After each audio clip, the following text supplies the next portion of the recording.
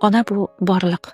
Ona butun olam. Ona bu eng iliq qo'llar, bu xotirjamlik, cheksiz mehr. Yillar o'tgan sari onajon, oyijon degan so'zni boshqacha qadriga yetar ekansan inson. Ulg'aygan sari bu so'zga judayam muhtoj bo'lib qolar ekan har bir inson.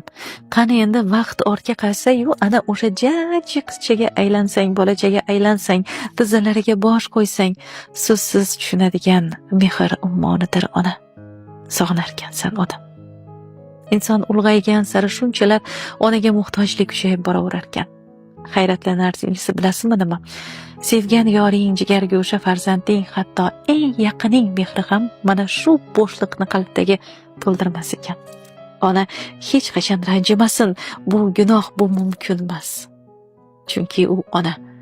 Robbim oyoqlari ostiga jannatlarni tashlagan buyuk siymo. Siz mening onamsiz deb bag'riga bosh qo'ying, yuzlariga termuling, hatto shu nigohlaringiz uchun ham Robbim sizga ajr savoblar beradi. Har kunni g'animat bilaylik, shoshiling, onangizga mehringizni izhor eting.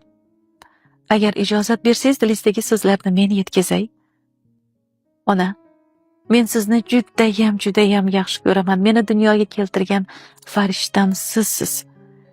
Bir parcha go'sht holimdan oq yuvib taragan mushtparimsiz. Xafa qilsam, darrov kechirgan mehri daryoyim. Sizni hech kimga alishmayman, chunki siz hech kimga ozor bermaydigan zotsiz. Sizni yaxshi ko'raman onajon. Ba'zan yo'q, bormaysan yoki mumkin emas desangiz, men noshudsiz haqingizda onam doim qattiqqo'llik qiladilar. Meni tushunmaydi deb xafa bo'libman. Bilmabmanki, bu so'zlar ortida aslida xavotir, meni yomonlardan va noxushlikdan asrash, avaylash hissi borligini. Bu kabi yana ko'plab o'zim bilmay sizdan xafa bo'lganlarim sanog'i yo'q. Kechiring onajon. Aslida men sizni tushunmabman. Men ham mingdan ming sizdan roziman. Afsuski, sizning so'zlaringiz biz farzandlarga oradan yillar o'tib yetib kelarkan. Meni jannatim sizni poyingizda.